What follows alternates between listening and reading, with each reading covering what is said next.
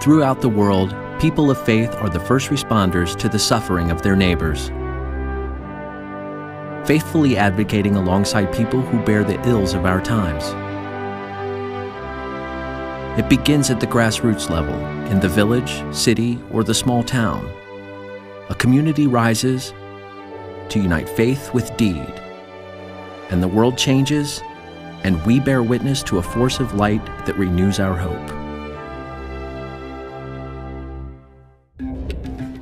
Whether a person is rich or poor, young or old, male or female, people of faith honor the sacred worth of all persons. All persons are important because they are human beings created by God, and not because they have merited significance. Communities have the opportunity, perhaps the responsibility, to cultivate and nurture individuals into the fullness of their humanity. In some cases, the odds seem insurmountable, though, as the communities themselves are devastated. From unemployment and poverty to famine, disease, and war, cities, towns, and villages throughout the world are challenged to rebuild, renew, and respond to the needs of its most vulnerable members. It is in the face of some of the most horrendous assaults hurled at communities that spiritual leaders have emerged. They are people of faith. They are survivors. They refuse to be silenced. They are standing tall to nurture and restore their communities.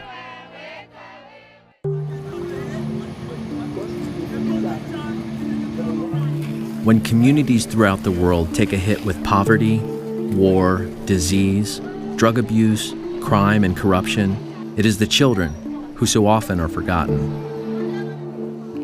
But few societies have experienced this crisis like the children of Liberia. Liberia, situated on the west coast of Africa, is bordered by Sierra Leone, Guinea, and Côte d'Ivoire. Slightly larger than the state of Tennessee, Liberia is one of the poorest countries in the world. 2 civil wars have destroyed Liberia's economy and displaced hundreds of thousands of the nation's citizens. Lost in the masses are the children, the abandoned, and the orphaned. At last count, 340,000. Some of the most devastating stories are those told by boys and girls, former child soldiers, who were kidnapped and coerced into combat. According to one study, 87% had seen a family member killed, 60% had witnessed other children beaten to death, and 84% reported that they experienced being surrounded by, lying underneath, or stepping on dead bodies. Amongst the turmoil, though, is a man dedicated to empowering girls and teaching them an alternative way of life. Up to now, I've been working with the ex-combatant children and youth, the girls who were victims of rape and those who were fighting and not fighting, and some they have been like sexual slaves to the combatant. So they feel that Kakata is a city of exposure. I mean, what to do? So they feel that the means of survival should be sex. Frito Kikolinga, a university professor, first began working with a group of 13 girls in 2006. Today, he works with about 129 of them. And all of them, they are working fine. On the other program, we do sex education, we do HIV/AIDS, do counseling, sometimes for prayer. We teach them in the way they can understand that they can survive not through sex giving, but they can work with their hands and try to generate money that can help them. So we do cosmetology to train them as a hairdresser. We do typing, we do sewing and crocheting, we do pastry baking, soap making, tie and dye. Recently, Frito brought in 6 old computers and initiated computer training classes. And what we do is when we train them like that, after the 9 months, we graduate a group. In that group, we select those with high performance and try to give them a small loan that, start the business, but you will have to pay back to the program. Frito's next goal is to lease a site in the city of Buchanan, where the businesses can support one another.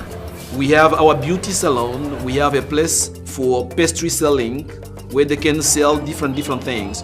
It's like everybody we advertise about that. Everybody we know that, no, this is a place where you can go and pay little money, receive some services. In terms of mental and spiritual recovery, Frito chooses to be hopeful. So probably people that we say, no, we will not talk in terms of ex-combatant, but we will always talk in terms of ex-combatant because they participated in something, they are no longer into it. Probably we have to disarm them in their mind now. So if we disarm their minds, and then they can move in the right direction for recovery.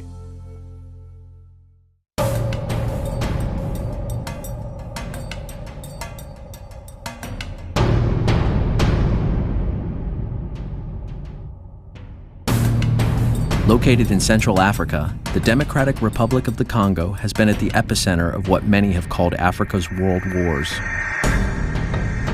The long and brutal conflicts of the last 2 decades have caused massive suffering among civilians. One of the most heinous acts reported is the systematic rape of its women and children. It's known as war rape, using rape as a weapon of war. And nowhere is it worse than in the Democratic Republic of the Congo. In fact, the United Nations has labeled the DRC as the world capital of rape.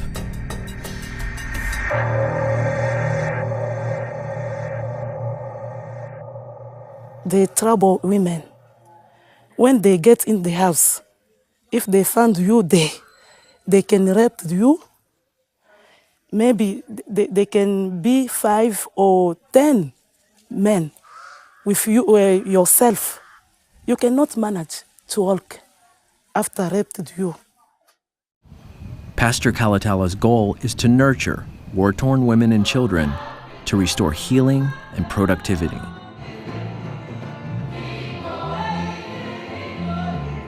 My country is DRC. After finish my program, I will go there. There is some area you can go by bicycle.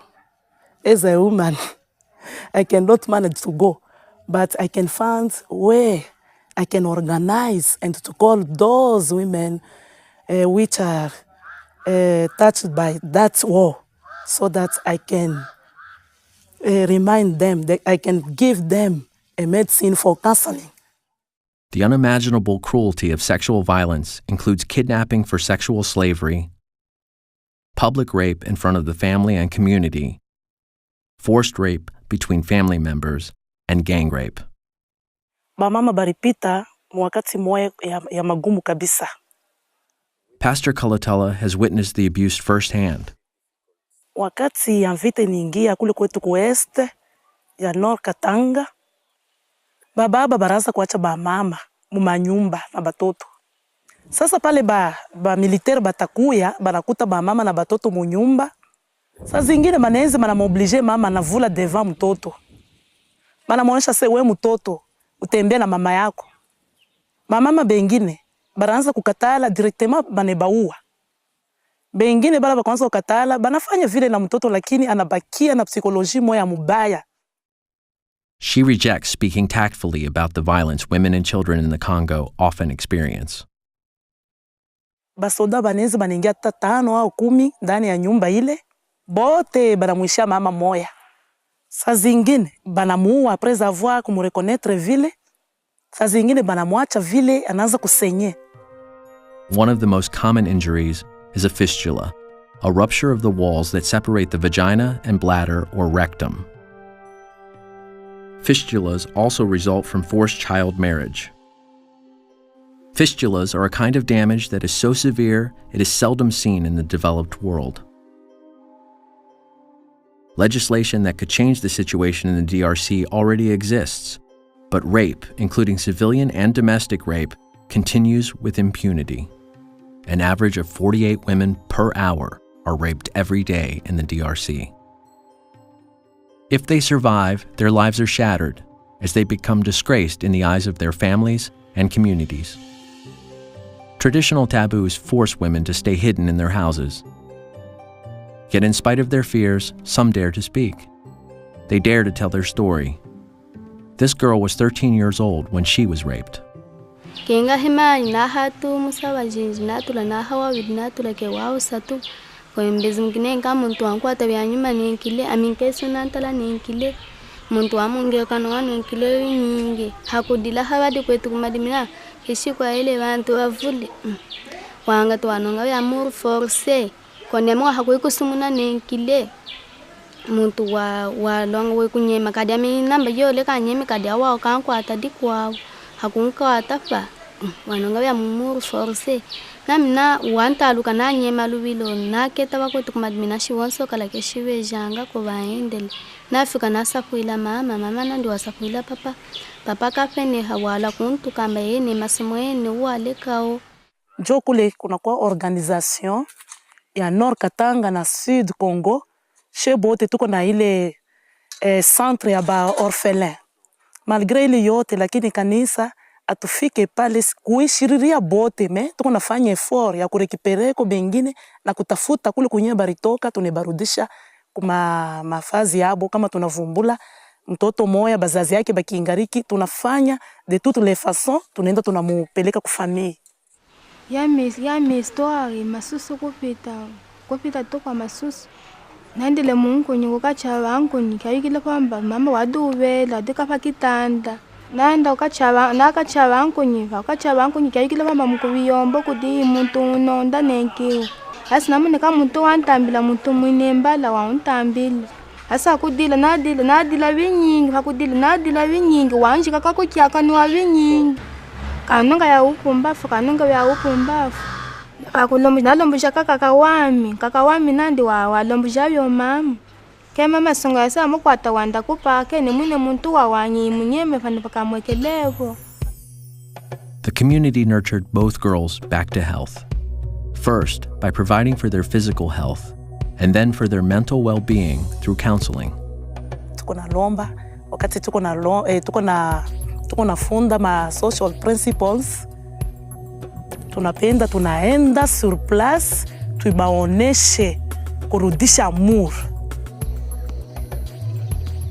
In May of 2011, following years of violent sexual crimes, the DRC government, with the technical and logistical support of the United Nations, sent a strong signal to perpetrators by charging and prosecuting army officers for ordering and carrying out mass rapes and other violations.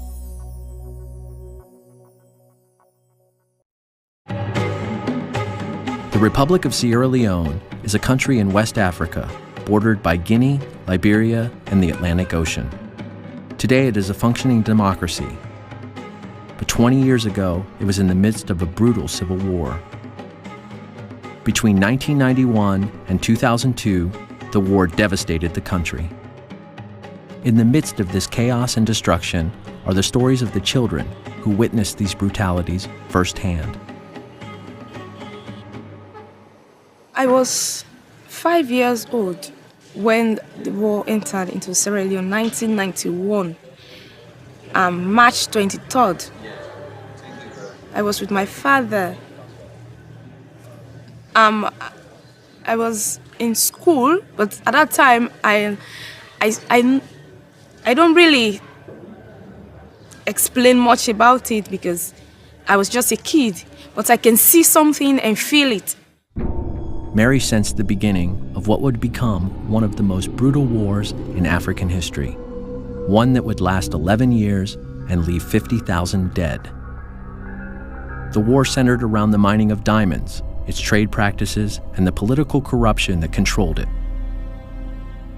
Although rich in diamonds, most Sierra Leoneans never benefited from the resource. By 1991, frustrated factions took up arms and rebelled against the government.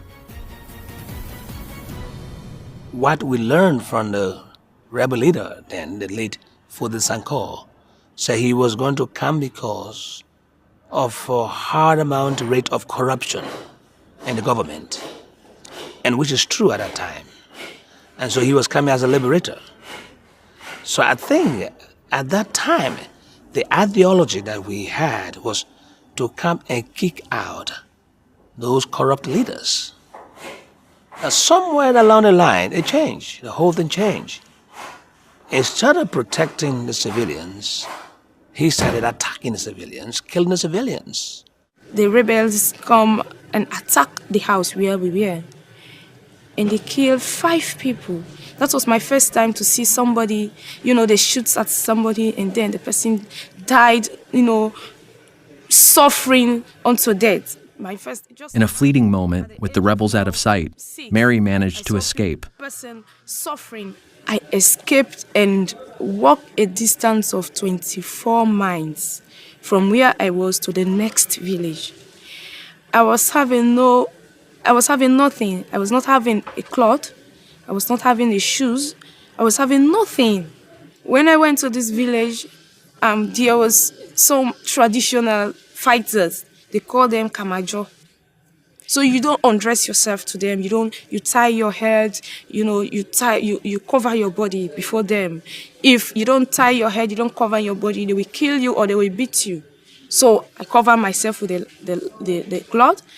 And then I was having nothing at my head. I was having nothing in my foot. They said, okay, you are a small girl. Where are you coming from? And they said, okay, come and sit here. Plenty of us, we are there. And they said, okay, these are rebels. We are going to kill them. And they take them from the rest and go with them and shoot them all. Hundreds of thousands of people were forced from their homes and became refugees in neighboring New Guinea and Liberia. Mary had to find help with someone she could trust. She knew her uncle lived in a neighboring town. He accepted me. One day, I was sent to the market. I saw a church, United Methodist Church. I was never a Christian. I was a Muslim. I'm from a Muslim background. My parents are Muslim. Everybody in my family are Muslim. Mary began attending Sunday worship and found a home within the church. Her Sunday school teacher took a special interest in the little girl and enrolled her in school. And I started going to school without uniform, without anything, but I just started going. And I was very much appreciative because I've started going to school. For Mary, returning to school was a blessing, a dream come true. A stark contrast between the nightmare of the war and the destruction it left behind. There were women who were raped. There were women who were just marginalized during the war. And now they find it difficult because people point fingers at them, say, oh, this lady was raped, so we have nothing to do with her. And this is the reason why we see now so many ladies just place themselves in prostitution because they just thought it fit that they don't have no space again in the society. So they just have to do anything that they can get income. Mary eventually went to university, where she became the coordinator of a program that catered to those most in need. And so that was the more reason why we formed the Young Women's Network, to advocate for young women. As a survivor of war, Mary knows the importance of organizing. She works with young adults at the United Methodist Church. My work is to bring on board all the grassroots young women and to build on their capacity. Because when we have capacities being built up, then we can have a better nation. We can have a better church. While her goals are ambitious, Mary's story proves they are far from impossible.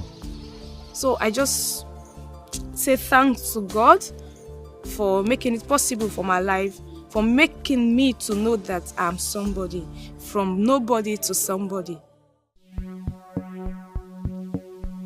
Zimbabwe is a landlocked country in the southern part of Africa that began as a British self-governing colony. From 1964 to 1979, Zimbabwe gained its independence after fighting a bloody civil war that left 25,000 dead. Later, 20,000 Zimbabweans who were perceived as dissidents would also be killed. On all sides of the country's conflict, there was great pain and devastation. But in the midst of the turmoil is the coming-of-age story of a young girl named Beauty. Beauty would find a way to rise to serve the community in a new way. Good thing is, what I'm so proud of is Africa University has finally realized that women can be in leadership. I'm the first female dean in the Faculty of Theology at Africa University. Beauty Mayenza Nisa wasn't always an educator. I was going to be trained and come and be a freedom fighter. Yes, I was going to pick up the gun and fight. For me, we organized with my friends, 3 of my friends, and said, this is time to go. We didn't pack a bag. We wore layers, yes, of clothes, so that as you go, you just remove whatever is dead and leave it wherever you're living. Whatever is going to happen tomorrow, we don't know. So we just boarded the bus. We had our pocket money. It took me about 3 months not wanting to talk to anybody in my family. It was a great challenge. Yeah, then finally, that's when I received my call. Yeah. Beauty's call was to use her power to fight for justice non-violently. Before I went for theological training, oh yes, I was involved in politics. I would go to rallies, and oh yes, one of the leaders in the music and all that. I was very much involved. But I had told my heart that there is a reason for me not to go. For them to follow me, there is a reason. Then, lo and behold, that's when my call arrived, and I said, okay, God, this is what I wanted to do, and this is what you want me to do. So I want to be a prophetic voice. After the war, Beauty worked as a political activist to further dialogue and understanding, engaging with ambassadors and academics alike, until she was called to work with the United Nations Office of the United Methodist Church. Every year I was going to the UN for the Commission on Status of Women and Commission for Social Development, looking at issues which affect women and children in Africa. So that means my voice was lifted again to look at the issues of social justice. Beauty quickly saw that many voices in Zimbabwe were still unheard. One thing which I don't like is to see people from outside speaking about my issues without even talking to me to find out how I feel, but they just assume this is how I feel. Even when I was at the UN, when we are talking about the poor, we don't invite the poor to talk about their issues. We want to speak on their behalf. Why don't we invite those who are suffering to speak on their issues? Then we will address them from their point of view, not from our own point of view. I feel that we need to give people voice in order for us to address their issues. Today, Beauty works with students from other African nations to help them to do just that. Africa University is a Pan-African institution with 1,200 students. 23 of Africa's 55 nations are represented in the student body. Students at Africa University prepare themselves to use their leadership to cultivate and nurture individuals so that they might reach their full potential in community. What I see, even those who are graduating from here, the way I am seeing them equipping, students are listening. Those who want to hear are hearing, and they are taking that message seriously. Of being with the people, not doing the things for them, but showing them the way. We've been working with the community to help in some of the issues that as a church we can give our hand. And I still hope that I will do this when I finish my education. Finally, when I go back home, I hope to implement what I got from Africa University and some other places, and to work in partnership with others so that we can get more people helped on our work as a church. My country have got a problem for all. They all were there to the North Katanga. So we need to go there to give them counseling as a pastor I am, to take care of them, because there is no education to other areas, the village one. There is no education for women and children, so they are suffering too much. I need to go there and organize some seminaries to inform them about God and about life. if we move this way, we will build the church and we'll build a community. Even my students are not going only to help their parishioners, but they are helping those societies. Those who want to listen are listening. When you see the kind of work which is being done, for me, it's telling me that they are seeing that these people can be equipped by our service to them. And when they have come to get a meal, they are giving them lessons. That is helping them to equip them. Not only to tell them, do this, but let's do it together. Another professor at Africa University sheds light on the importance of the church's role in Africa's nations. The church has got to come out from behind its pulpits. The pulpit's going to be very important, and pulpit is being very important. The word that we're preaching is very important. But we've got to get now into people's offices where they make decisions. Shirley DeWolf is a third-generation Zimbabwean who helped establish the Institute of Peace, Leadership, and Governance at Africa University.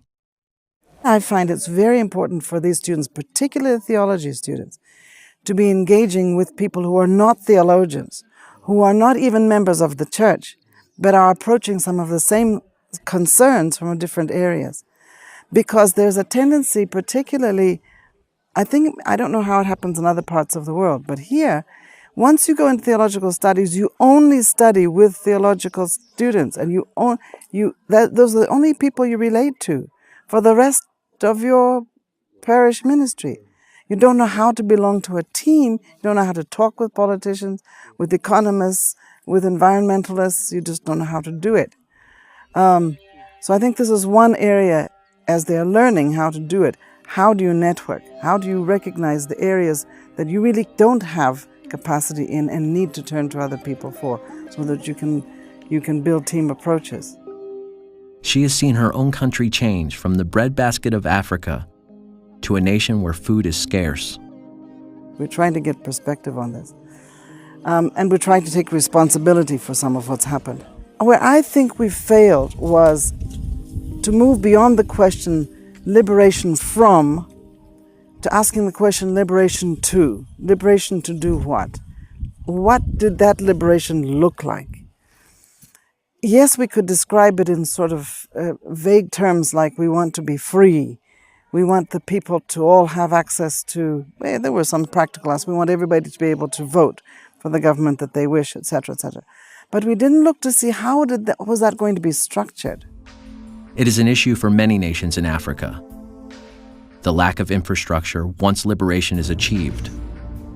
We persuaded the politicians to take on the rhetoric of reconciliation, but we didn't realize that reconciliation is mainly a matter of the heart, and therefore mainly a matter for the churches. And so we had this great rhetoric, but the community, the nation was not reconciled. Today, Zimbabwe is at a critical point where political forces clash violently. We're having to decide, what do you do with people who are multiple killers, who are responsible, who really should end up in The Hague? How do you accompany people to The Hague and do it in a way that they know that this is their calling? That's a tough thing to do. First of all, you have your own fears of these people. And secondly, you know that you're taking them to a place they don't want to be. But how do you bring justice into that reconciliation? We've agreed in our class that we're not going to preach any more sermons on reconciliation until we fully understand how difficult the process is. We're not going to preach any more sermons on forgiveness until we've really felt how painful it is to have to ask for forgiveness and to have to give forgiveness. And then we'll be qualified enough to preach about it. So it's not but that's where we are right now in Zimbabwe. And I think if the church doesn't take up this space at the moment, we could be in for much more difficult times ahead as a nation. Located in the western Pacific Ocean in Southeast Asia, the Philippines is home to an estimated 94 million people. It's a country rich in natural resources and lush terrain. The country has a representative democracy based on the U.S. system, Yet its population suffers from the government's widespread corruption. From extrajudicial killings and forced disappearances to arbitrary arrests and detentions. According to one study, the corruption is considered to be the worst among East Asia's leading economies.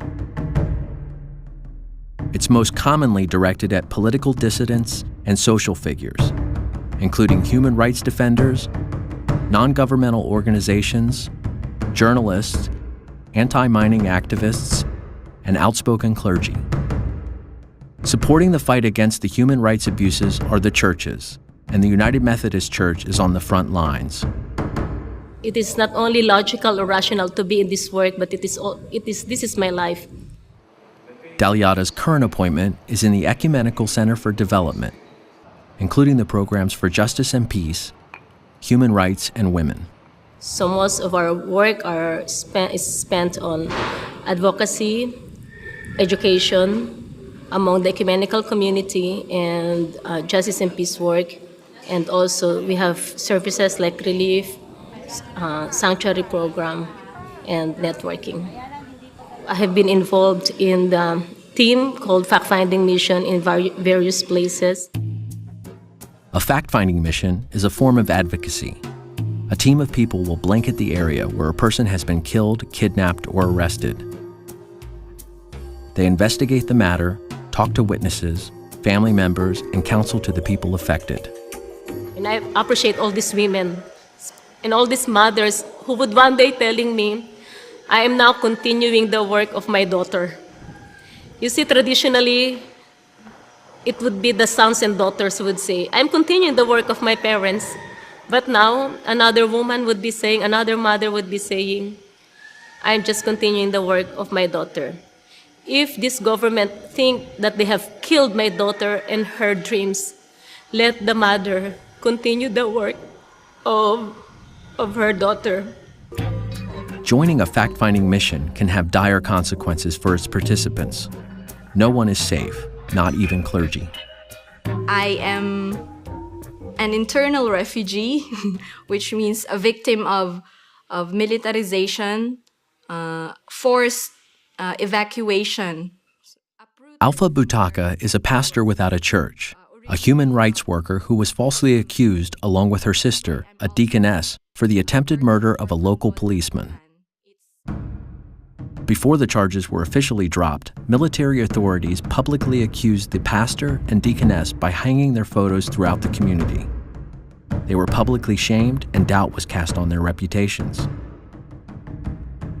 The nightmare began after the sisters participated in a fact-finding mission regarding the case of a missing nurse. The nurse, who was a human rights worker, was closely working also with the church because at that time she was preparing for a medical mission at a far-flung community. It was the time that she disappeared. She went missing. Yeah, and before she was missing, she got missing. One pastor from another church, United Church of Christ in the Philippines, was killed. Yeah, so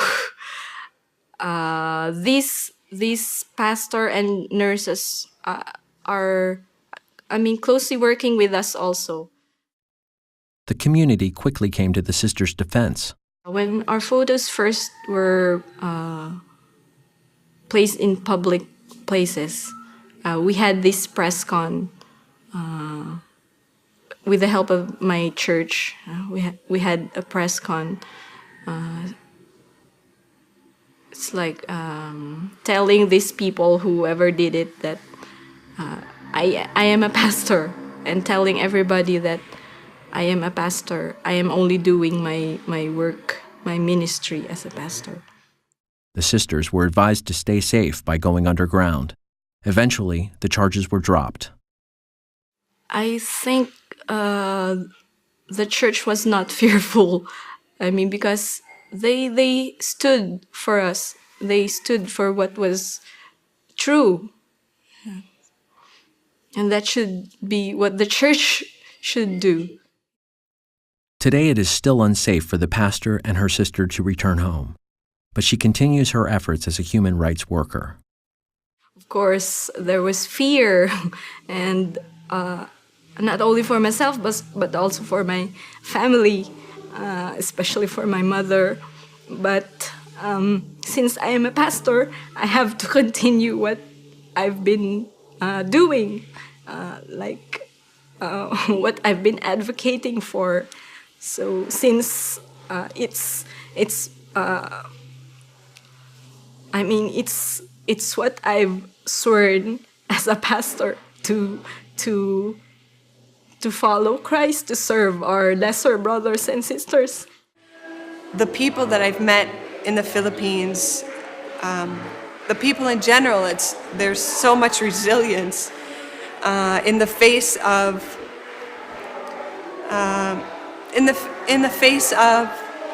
attacks on your human person, physically, emotionally, spiritually, in terms of those doing human rights work, doing justice work. It's really a risk to your life. And so I think from that, seeing others engaged in that work so selflessly has been an inspiration for me. Jessica is a seasoned American human rights worker in the Philippines. She works for the Initiatives for Peace in Mindanao, an ecumenical and interfaith organization. Jessica documents human rights violations and conducts community training sessions. While she understands there is risk to her life, she understands that ultimately social transformation also calls for personal transformation. As we participate in social change, in the process of social change, we ourselves are also transformed. And I think that this has to be a conscious process on our parts in terms of our willingness to sacrifice, to face hardships, our struggle to be selfless, and that through the individual is also transformed through her participation in social transformation. What does it mean to be a nurturing community, even in the most oppressive situations? It means a Muslim child finding sanctuary in a Christian church, a student finding her voice in a university, an ex-combatant learning to create, or a church supporting the wrongfully accused.